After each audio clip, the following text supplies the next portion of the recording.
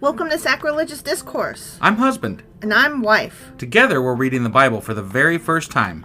We grew up without religion and wanted to know what all the fuss was about. Well, what have we learned so far? That God is a dick, and apparently some people believe in talking donkeys? We're not trying to pass ourselves off as experts. Nope, we're just reading the Bible for the first time and giving our first take reaction. If you'd like to join us in this venture, you might consider starting at episode 1. Otherwise, jump in wherever you like. All right, let's go read the Bible. Yeah, let's get to it.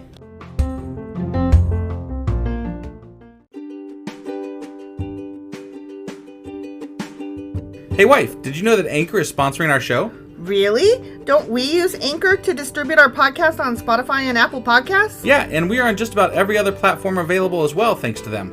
Why do we use Anchor as our podcasting service? Well, they make editing and distributing our show a breeze. What if one of our listeners wants to start their own podcast? Then they should head over to anchor.fm or download the app to get started. Awesome! You guys should go do that right now!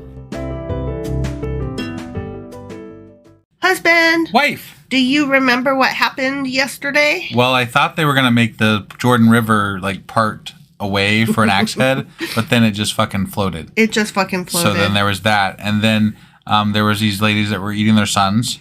No, only one lady. But they wanted to eat the other son, and then they couldn't, so they weren't happy. You're saying it wrong. No. One lady wanted to eat her son. It did eat her son. No. Start over. Okay. So there's these two ladies. Yeah, two ladies. And they make a plan. We'll kill one son tonight and eat him, and then we'll kill the other son tomorrow and eat him. Right. And so they killed the one son that night and ate him. And then the next night, one of the lady of the second son was like, just kidding. Right. I don't want to. Asshole move. Yeah. And so the one that had killed her son was like, that's not fair. You have to kill your son too. Right. And then we found out that inflation on dove poop is a bitch. And the king wants to kill Elisha because, there's, famine. People, yeah, they're eating bird shit and people. So there's that. His people.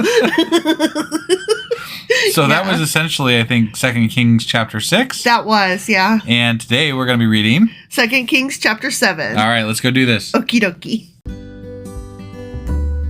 Hey wife, do you like coffee in the morning? I sure do, husband. Morning, noon, night. Which reminds me, I need to add that to our grocery list because we're running low. Wait, before you do that, check out the website ungodlybrew.com where you can purchase a pound of your favorite flavor of coffee. What if I want more than 1 pound? Either order a larger amount or better yet, get 10% off by setting up a subscription for every 2 weeks or a month or whatever works for you. Did you set up something special for our listeners? You know I did. Exclusive for our listeners, get an additional 10% off subscriptions by entering the code SACRILEGIOUSCOFFEE at checkout. That's a hellishly good deal. Ungodly Brew is hellishly good coffee. Okay, so we're in 2 Kings chapter 7. Yep. And it's a continuation from yesterday.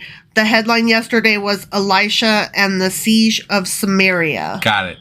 Yep. So that's what's happening. Oh, that's what I forgot to mention. This is where they, he brought the entire fucking army into the town, but then they let him go, and then they came back. I think it was the same people. Came back and they laid siege to the place, and now they're starving. You used the word they a lot. Yeah, because I don't remember the names of the kings. I'm sorry. So you're like, they did this and they did that, and I'm like, the Israelites now are starving. Yeah. Because they didn't kill all the people that were in that town that were fighting them. That I think were the Moabites, maybe? Probably. That sounds right. Sounds legit. That tracks. Yeah. All right. Yeah. Okay. Yeah. Okay. So let's read. Get your pronouns under control, sir. I'm sorry. Okay. Elisha replied, "Listen to this message from the Lord. This is what the Lord says.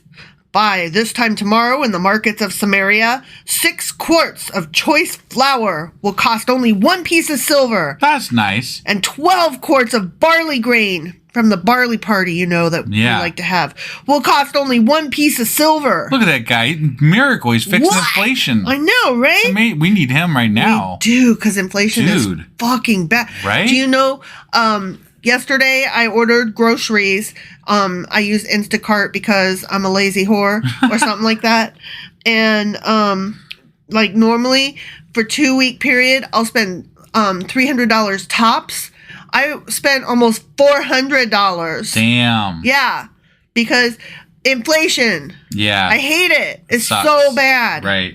Okay, sorry. I had to go off about the Inflation. price of tea. Yeah, You know? before long we'll be buying dove poop. Dove poop. Yeah. Is there anybody that we're going to kill and cook for dinner if we get hungry enough? I mean, I've got a list started. Okay. The officer assisting the king said to the man of God, that couldn't happen, even if the Lord opened the windows to heaven.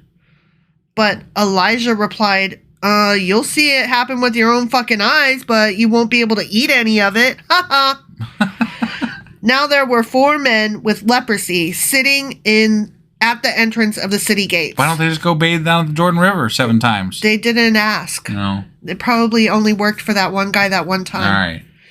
Why should we sit here waiting to die? They asked each other. Yeah. We will starve if we stay here, but with the famine in the city, we will starve if we go back there. Mm-hmm. So we might as well go out and surrender to the Aramean army. Okay. If they let us live, so much the better. But if they kill us, we would have died anyway. Right. Got nothing to lose. Yeah. They're Right. like, maybe they'll imprison us. Right. Like, and feed us. Like, I have thought about it, and like, if I ever am homeless and starving to death, I'm just gonna steal something from the store so I can go to jail. Right, free food and shelter. Free food and college and all kinds of stuff, right? Right, yeah. They have to take care of me. Sure, yeah. And so there. Yeah. So at twilight, not that I think prison is good, y'all. That's not what I'm saying. Holy shit, that probably sounded like I was like, prisoners have it so good. No, I'm not saying that. No. At all. Right. At all. I'm just saying it would be nice. It's better than starving to death, though. Yeah. So at twilight, they set out for the camp of the Arameans. But when they came to the edge of the camp, no one was there! Exclamation point! Wow.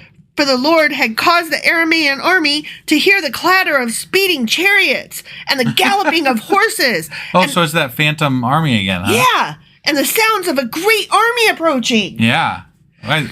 God's loving those magical armies here lately. I know, right? Yeah, or Elisha is anyway. The king of Israel has hired the Hittites and Egyptians to attack us. Only we can't see them. We can only hear them. They cried to one another. I guess. Right? Yeah. So they panicked. Of course they did. I mean, yeah. And ran into the night, abandoning their tents, horses, donkeys, and everything else Damn. as they fled for their lives. Wow.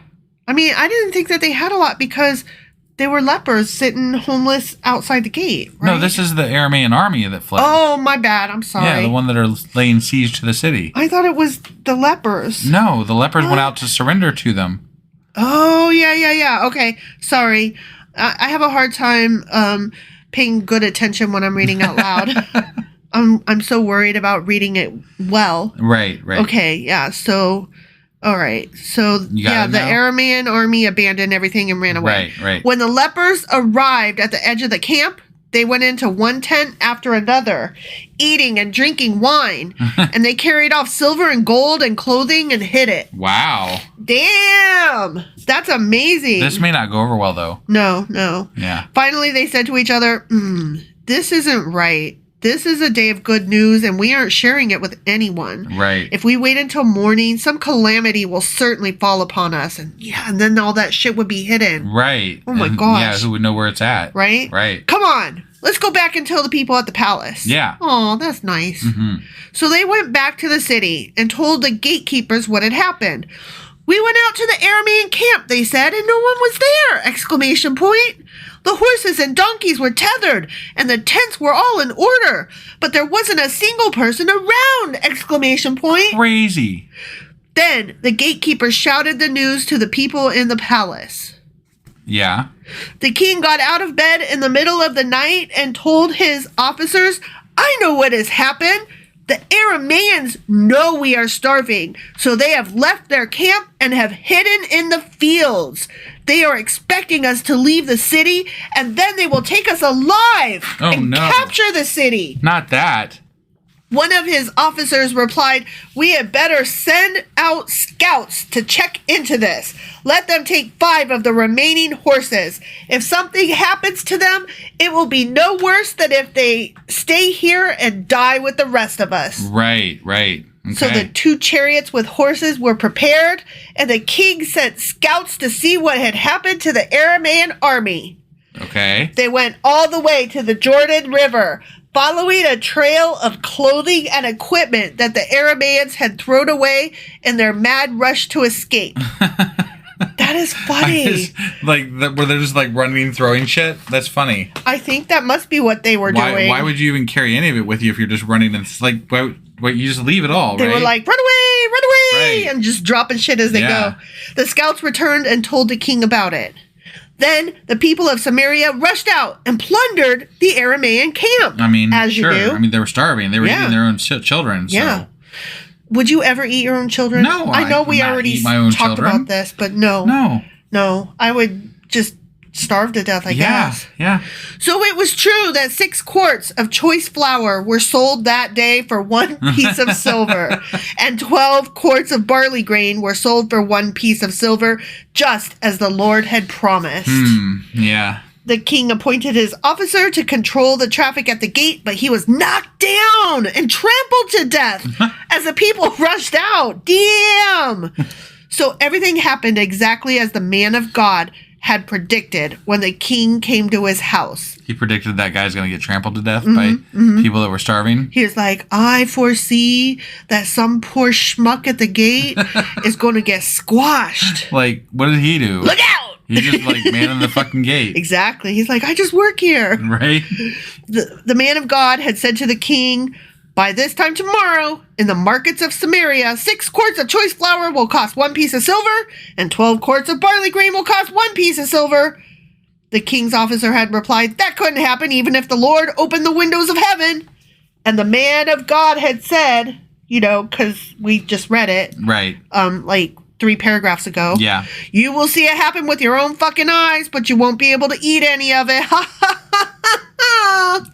And so it was, for the people trampled him to death at the fucking gate. I see. That's why. Oh damn! It was literally prophesized. That was gonna wow! It was. We were wrong. That's such bullshit. We were like saying that he didn't foresee that, but he did. Right. He did. Yeah. Oh well, damn. I mean, okay. Look, they love these prophecies. I know. They love showing how fucking right God is and how like amazing. I mean, like floating goddamn axe heads and resurrecting children and endless fucking things of flour and oil and whatever.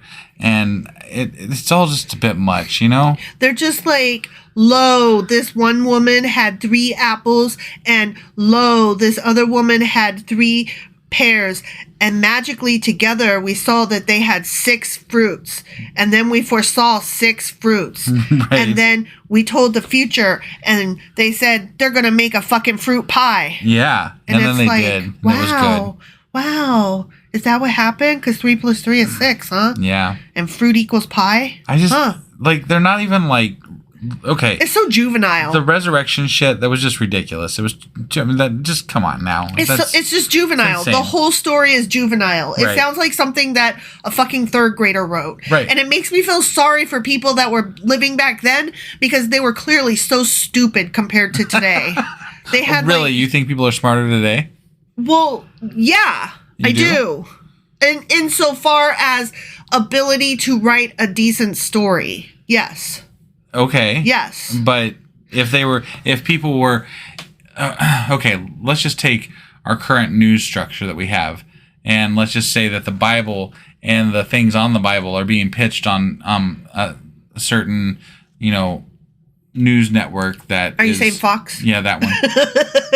and the rest of reality is being pitched on the other one, right? Okay. So, what do you think that those people watching Fox would, Even Fox News spins a better story than the fucking Bible. Right, but if this was the story they were spinning, I'm just saying, like, if this is the story they had, I'm not, and they ran with it. You're saying a different thing than I'm saying. Right. Okay. Because even what you're saying is, if they told this story of the Bible, right, that would mean that they were on purpose doing that. Right. Oh, okay. So they are smart. They would spin it better than the Bible does. Yeah. Right. Okay. That's what I'm saying. I gotcha. They're smarter. Okay. Even Fox News, those bastards, right, are smarter than the people of the Bible thousands of years ago. All right. This story is so fucking juvenile. Yeah, it is. It really is. So there. I mean, my kids wrote stories when they were in elementary school. That are better than this. And they were really good. Yeah. They were good. They had strong beginning, middle, and end. The conclusion wrapped shit up. Right, I mean, right. the characters, fantastical things happened to them, but, within the structure of the story, it made fucking sense. Right. And it was entertaining. Yeah. This is juvenile and insulting to children everywhere. That's all I'm saying. All right. Well, that was 2 Kings chapter 7. It was. And tomorrow we will be back with 2 Kings chapter 8. And before you click the stoppy end button, yes. I just want to apologize if I sound off. It's because I still have the cold or bug or whatever it was that I had that made us miss an episode on Sunday. So Yeah. apologies for the way I sound, and thank you for hanging in. Yeah. Yeah. All right. Yeah, but that was it. Bye. Bye.